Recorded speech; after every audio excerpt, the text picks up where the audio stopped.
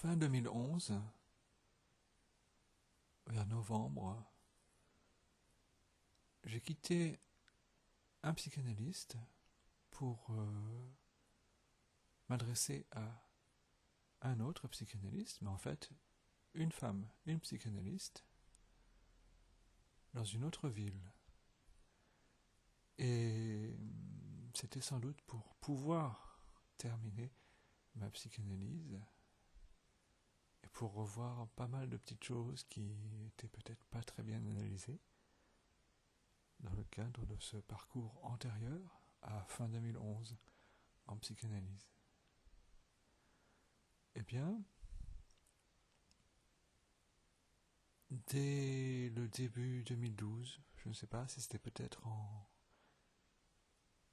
en février-mars 2012, peut-être en février 2012, parce que je me rappelle que le printemps arrivait, il commençait à faire soleil, les oiseaux étaient de retour. Eh bien, en fait, en février 2012, février-mars 2012, j'ai pu faire ce que l'on appelle en psychanalyse traverser le fantasme avec ma psychanalyste nouvelle d'une autre ville, plus loin dont j'allais aux séances par le train, du coup, enfin en voiture et par le train. Et donc je traverse le fantasme en février-mars 2012 et alors traverser le fantasme, ce n'est pas sorcier en fait, il s'agit d'en parler, d'évoquer des circonstances et des réalités qui font que on parle un peu de son fantasme. Le fantasme, on n'a pas à y toucher. Mais en parler produit un effet que je ne connaissais pas et auquel je n'étais pas du tout préparé. Par exemple, quand cela s'est produit et que la campagne était enfin encore à nouveau accueillante, le dehors avec des arbres, de la verdure et des oiseaux et du soleil, je passais un peu de temps derrière chez moi dans mon jardin et je ne comprenais pas exactement ce qui venait de se passer pour moi en psychanalyse. Et c'est avec un petit peu de recul et de quelques lectures que j'ai compris que j'avais traversé le fantasme en fait. Et traverser le fantasme, je savais que ça pouvait arriver, mais je ne savais pas ce que ça donnerait comme résultat. Et ce résultat était quand même, disons, phénoménal, quoi. Phénoménal.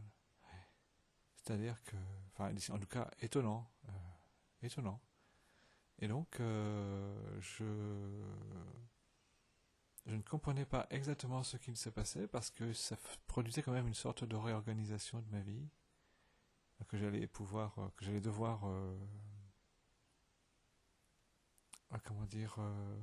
faire petit à petit en fonction de cette nouveauté. Et en fait, du coup, enfin, nouveauté pas dans le fantasme reste le même, on ne le quitte pas. On en parle, on ne le quitte pas. On le construit, disent certains collègues psychanalystes. On peut dire ça comme ça, en tout cas, c'est en parler, mais ne pas y toucher. Mais cela produit un effet. Et derrière chez moi, dans mon jardin, j'étais dans une situation inédite, inouïe, inédite, épatante, inattendue, étonnante. Voilà. Et chez moi aussi, dans ma maison, j'étais dans ce genre de situation.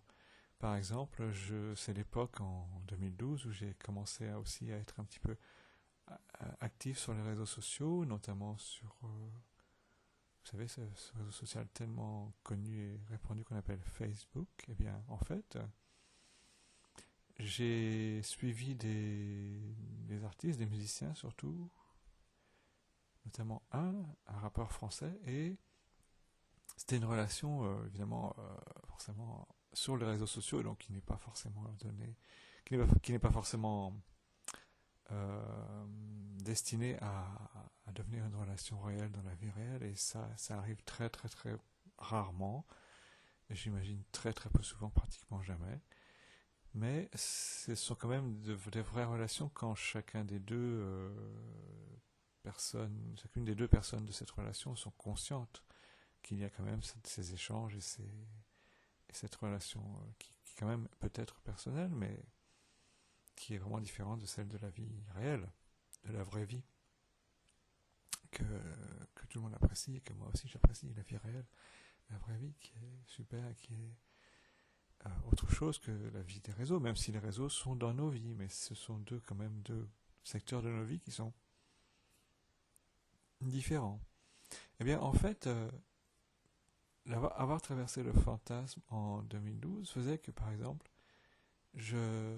dans ces échanges avec quelqu'un auquel je n'étais pas habitué, ce genre d'échange, je pouvais, par exemple, à ce moment-là, en 2012,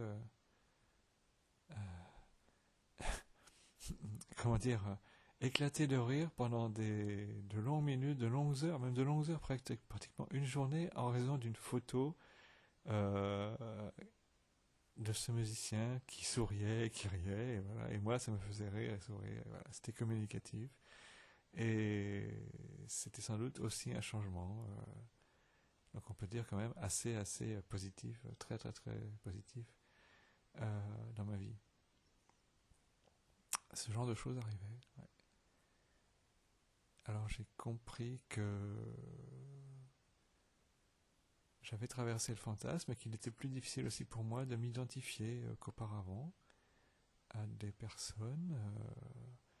On dit que la psychanalyse consiste aussi à se défaire de ces identifications qui peuvent ou qui peuvent aussi nous entraver. Et bien en fait,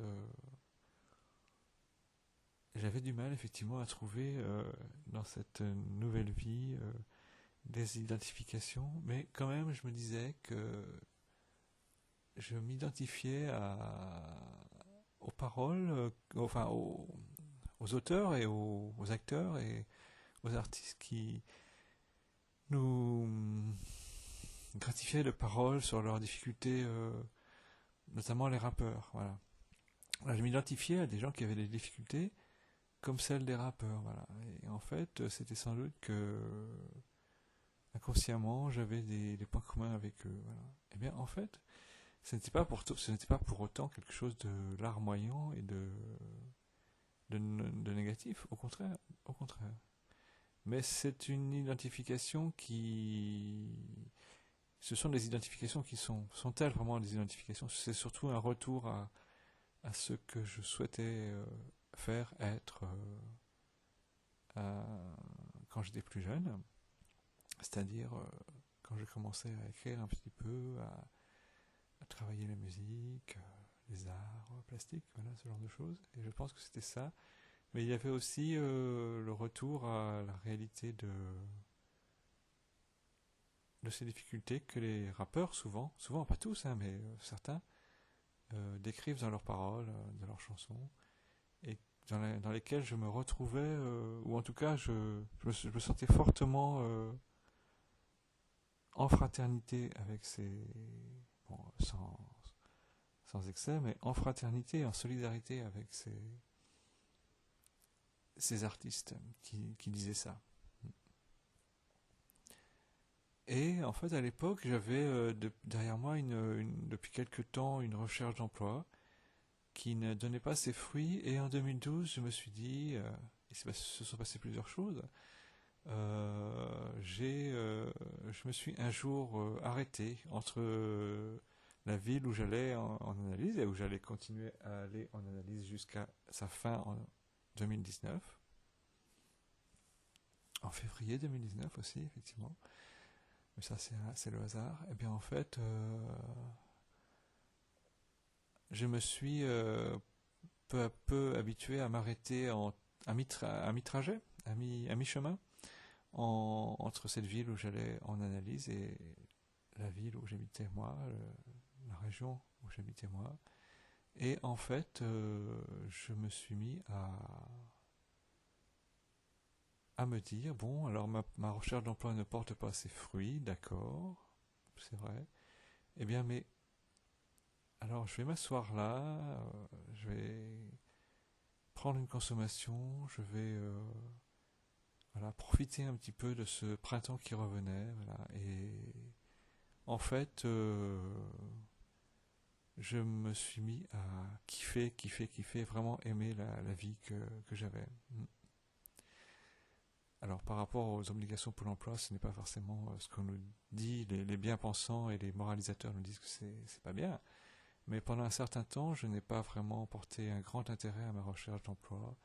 J'avais un peu perdu des illusions quant à sa réussite éventuelle, ce qui a fait qu'après j'ai retrouvé antérieur, mon métier antérieur à cette recherche d'emploi. Mais pendant un certain temps, je me suis dit, bah, je vais profiter de cette vie qui est tellement super, cette vraie vie qui est tellement super. Voilà, et donc j'ai commencé à nouer des liens, des relations amicales, même plus. Voilà. Et pourquoi pas d'ailleurs, oui, amicales et plus. Bon, avec bien sûr la réalité des choses qui fait que ce n'est pas parce qu'on est amoureux ou qu'on est porté à être ami avec quelqu'un que forcément tout se réalise comme on le souhaiterait. Mais c'était en 2012 ce grand changement de ma vie. Voilà. Et c'est pour ça que l'année 2012, même quand je, par exemple, me réfère à la musique de 2012, si je cherche sur les réseaux, les plateformes, la musique de 2012, je sais que pour moi, elle veut dire quelque chose. C'est l'année où je suis tombé dans le rap, dans la, dans la marmite de potions magiques du rap aussi. Voilà. Même si moi je ne suis pas rappeur, bien que je ne sois pas rappeur. Voilà. Alors voilà, cette vie a commencé vraiment en 2012 et elle est toujours sur cette lancée depuis, mais bon, moi, depuis j'ai encore fait mieux puisque j'ai terminé ma psychanalyse et que je n'ai même plus à me déplacer vers cette ville pour la terminer, c'est fait. Voilà. Et bien voilà, et donc c'était cette petite vidéo et piste son de littérature numérique qui ne fait qu'environ 12 ou 13 minutes. Voilà. Vous voyez, c'est peu, mais c'était beaucoup.